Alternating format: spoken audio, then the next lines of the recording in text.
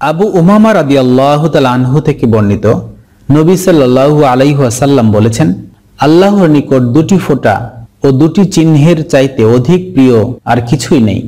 একটি হলো চোখের পানির ফোঁটা যা আল্লাহর ভয়ে নির্গত হয়, দ্বিতীয়টি হলো ওই রক্তের ফোঁটা যা আল্লাহর রাস্তায় প্রবাহিত হয়।